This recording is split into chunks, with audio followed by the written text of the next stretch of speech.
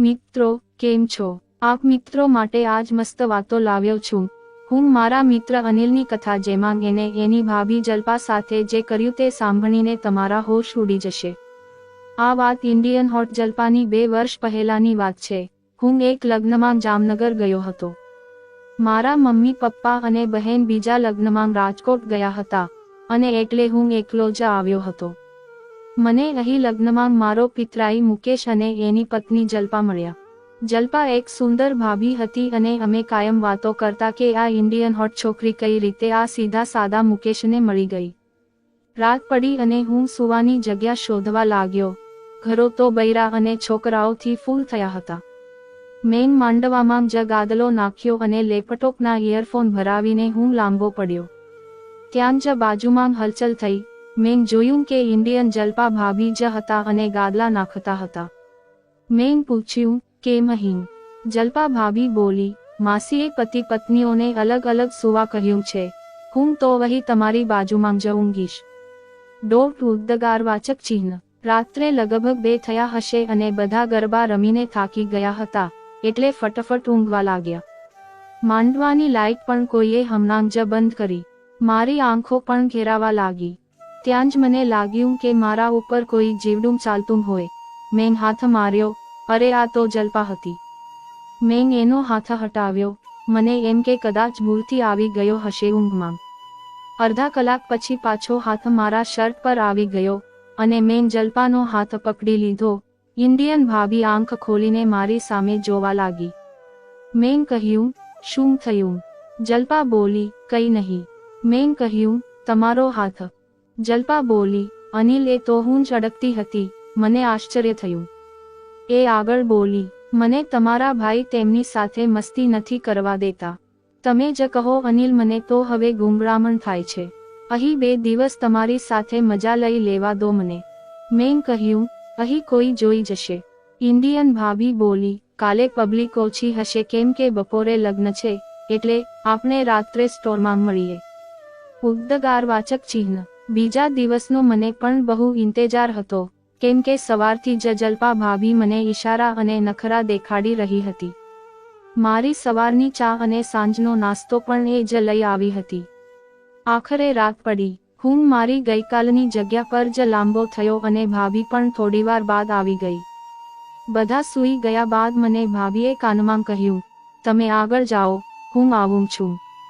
હું ઉઠીને આમ તેમ જોઈને સ્ટોરમાં ગયો.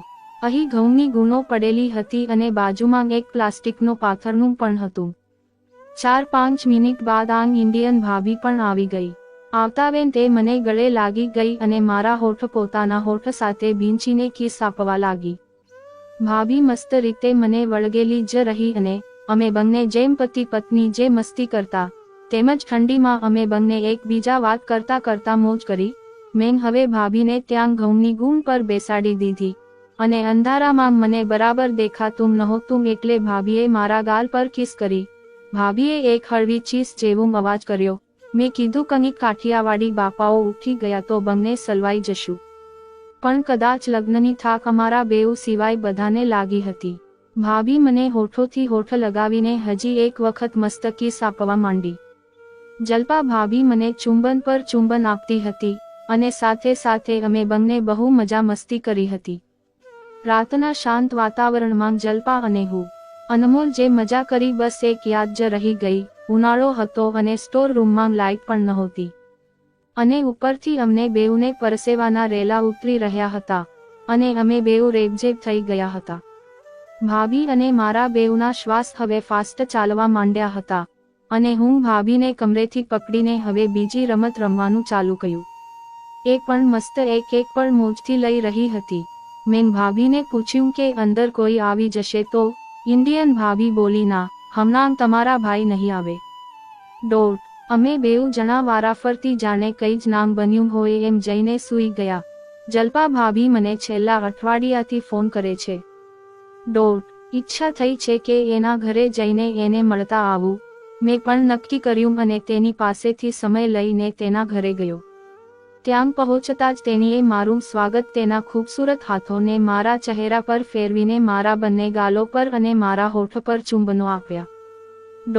પછી તે મારો હાથ પકડીને મને અંદર લઈ ગઈ. બસ આમ જ હવે ચાલતું હતું અને હું પણ જવાન હતી. હું મારા જવાની એ સમય માંગથી ગુજરતી હતી જે માંગથી બધી છોકરીઓ જરૂર ગુજરે છે. મારા શરીરના દરેક અંગે એનો આકાર બદલી નાખ્યો હતો અને મારા ભરેલા શરીરનો એ બદલાવ મને પોતાને સમજતો હતો.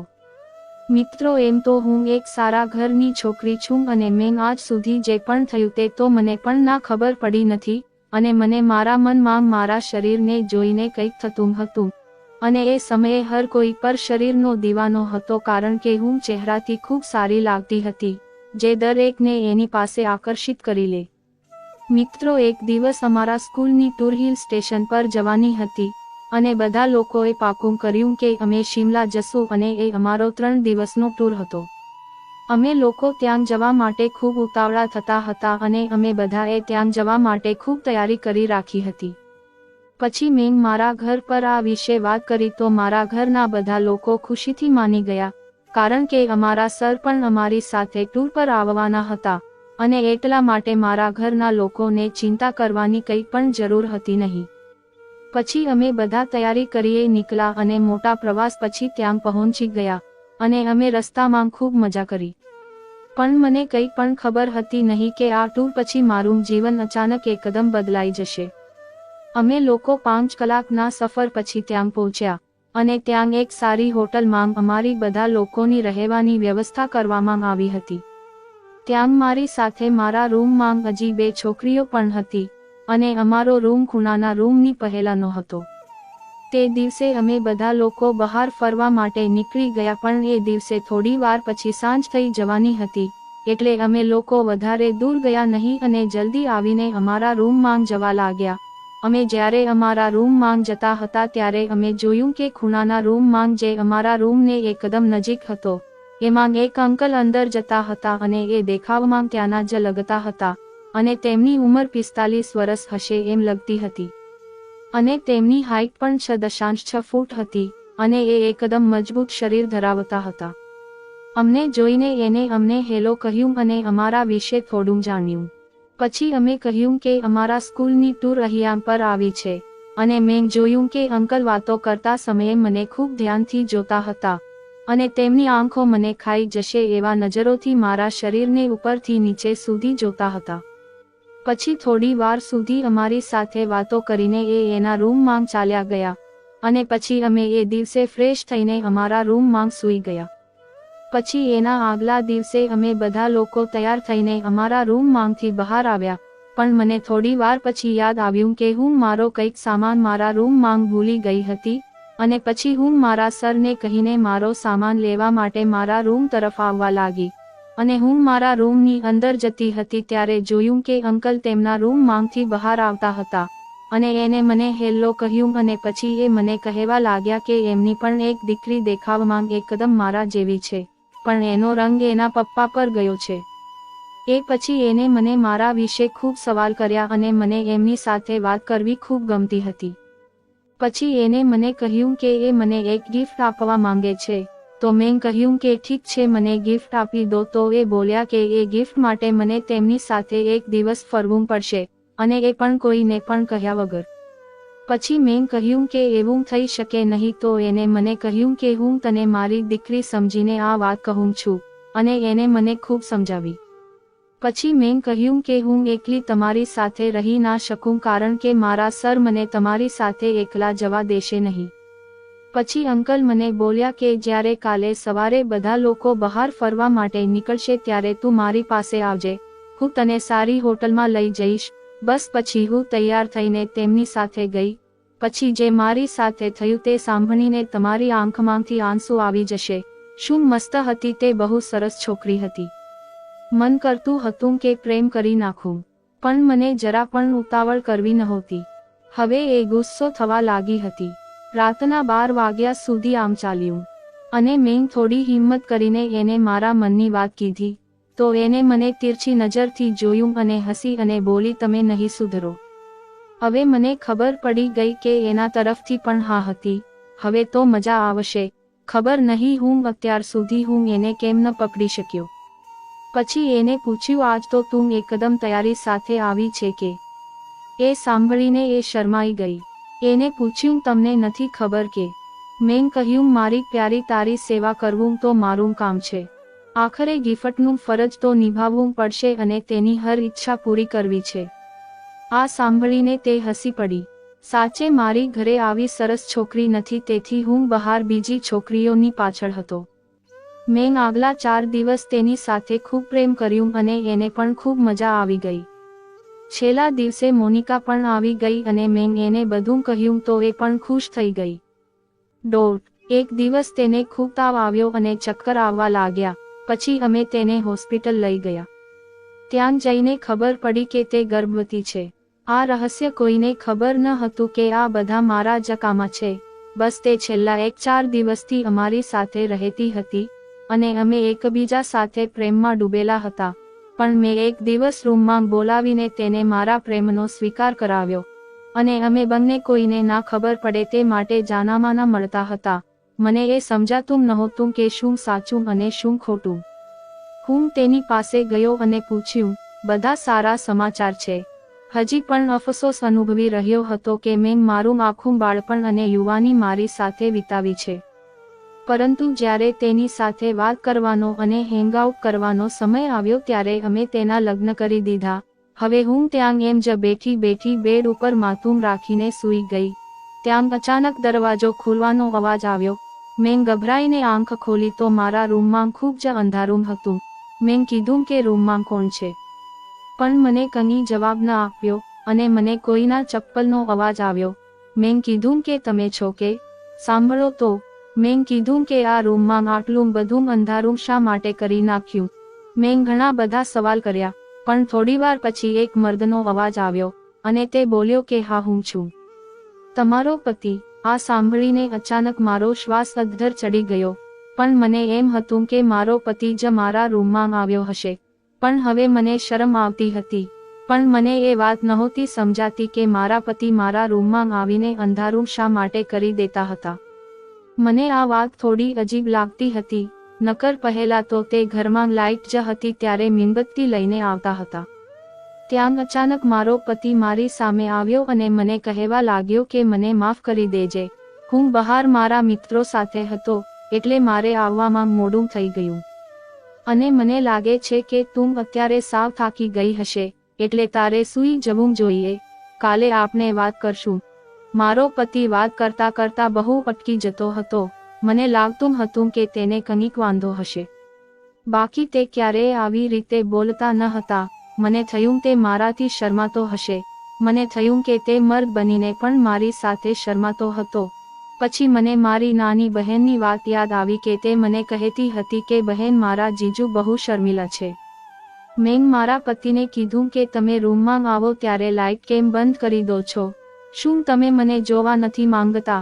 બાકી લગ્નની રાતે પત્ની પોતાના પતિ માટે જ તૈયાર થતી હોય છે કે તેનો પતિ એને શાંતિથી જોવે. પણ તમે તો રૂમમાં આવતા વેંત જ લાઇટ બંધ કરી દો છો. પણ તે થોડીવાર ચૂપ રહ્યા બાદ બોલ્યા કે તું તો બહુ સુંદર લાગે છે. તું મારી રાણી છે.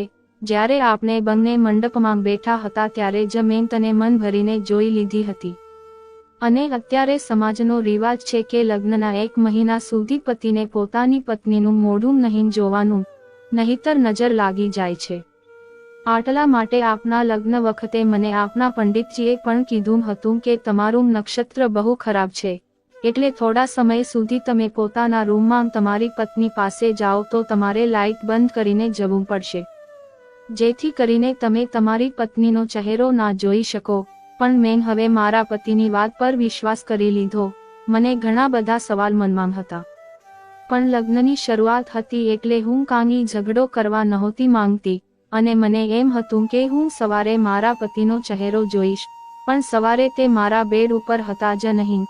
મેં બહાર આવીને જોયું તો મારી સાસુ ઉદાસ લાગી રહી હતી.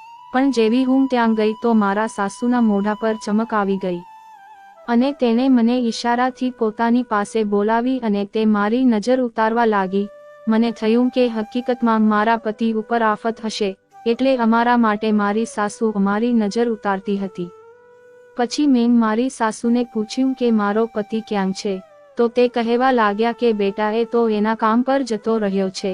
મેં તેને પૂછ્યું, પણ મમ્મી તેને તો જવાનો સમય 9 વાગ્યાનો છે.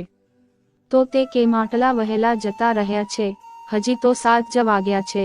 તો મારી સાસુ મને કહેવા લાગી કે બેટા તેના ધંધાનું કાંઈ નક્કી નથી. તે તેના મિત્રો સાથે મળીને બધા સાથે ધંધો કરે છે. તે ગમે ત્યારે આવે છે અને ગમે ત્યારે જાય છે. તું વધારે ચિંતા ના કર. પણ મને મારી સાસુની આ વાત સમજાતી ન હતી. મેં તેને પૂછ્યું કે મમ્મી મને લાગે છે કે તેની લગ્ન કરવાની ઈચ્છા નહીં હોય. તમે જબરદસ્તીથી તેના લગ્ન કરાવ્યા છે, કારણ કે ગઈકાલે રાતે તેને મારી સાથે કાંઈ વાત પણ કરી નથી. અને એમ જ જતા રહ્યા. ત્યાં અચાનક સામેના રૂમમાંથી એક છોકરો બહાર આવ્યો. મેં તેને જોઈને નમસ્તે કર્યું. મારી સાસુ કહેવા લાગી કે બેટા આ તારો દિયર છે. પણ મારી સાસુ બહુ ઉદાસ લાગી રહી હતી. મારા ઘરમાં મારો પતિ, દિયર અને મારી એક નણંદ, બસ આટલા જ રહેતા હતા. પણ મને બધાના વ્યવહાર કંઈક અલગ જ લાગતા હતા. મારી નણંદ મને કહેતી હતી કે ભાભી તમે અમારી સાથે પણ થોડો સમય કાઢજો. મેં કીધું કે હું આખો દિવસ તમારી સાથે તો હતી. પછી મેં તેને કીધું કે મારે તમારા ભાઈ સાથે એક જરૂરી વાત કરવી છે. પણ તે મને કાંઈ જવાબ આપ્યા વગર જ ત્યાંથી જતી રહી. મેં ઘડિયાળ સામું જોયું તો રાત થઈ ગઈ હતી. મને ખબર નહોતી કે મારો પતિ ક્યાં હશે. મને હવે ન આવવાના વિચાર આવી રહ્યા હતા. હું આવીને આમ તેમ જોવા લાગી, પણ મારો પતિ ક્યાંય મને દેખાતો ન હતો. પણ જ્યારે હું પાછી મારા રૂમમાં આવી તો મારા પતિ મોઢું છુપાવીને બેઠા હતા. મને થયું કે આજે હવે હું દૂધનું દૂધ અને પાણીનું પાણી કરી નાખીશ. હું ડર્યા વગર તેની બાજુમાં જઈને બેસી ગઈ. મેં તેનો હાથ પકડી લીધો અને મેં તેને કીધું કે હું તમારી સાથે જરૂરી વાત કરવા માંગુ છું. હજી હું આટલું બોલી ત્યાં તેને મારો હાથો મૂકી દીધો અને તે મારાથી પોતાનો ચહેરો છુપાવવા લાગ્યા. અને મને કહેવા લાગ્યા કે તારે વાત કરવી હોય તો મારી સામું જોયા વગર કરી લે. આ વાત સાંભળીને મને રડાઈ ગયું. મેં તેને મોઢા પર જ કહી દીધું કે તમને કોઈ બીજી પસંદ હોય તો મને કહી દો. તમે મારી સાથે લગ્ન શા માટે કર્યા? તો તે મને કહેવા લાગ્યો કે મને કોઈ બીજું પસંદ નથી. બસ આ મારી મજબૂરી છે. હું તમારો ચહેરો નહીં જોઈ શકું. મને હવે તેની આ વાત પર બહુ ગુસ્સો આવી રહ્યો હતો. તેની આવી તો કેવી મજબૂરી હતી કે તે મારી સાથે સરખી વાત પણ નહોતો કરતો અને મારી પાસે પણ નહોતો આવતો. દિવસો આમ જ વીતતા ગયા. મારો પતિ હંમેશા ઘરની બહાર જ રહેતો, પણ મને એવો અહેસાસ થતો હતો કે હું કોઈની નજરમાં છું. પણ જેવી હું આજુબાજુ જોતી તો ત્યાં કોઈ ન હોય. પણ એકવાર જ્યારે હું મારી સાસુને તેના રૂમમાં ચા આપવા ગઈ તો તે રૂમની અંદર ફોન ઉપર કોઈ સાથે વાત કરતા હતા.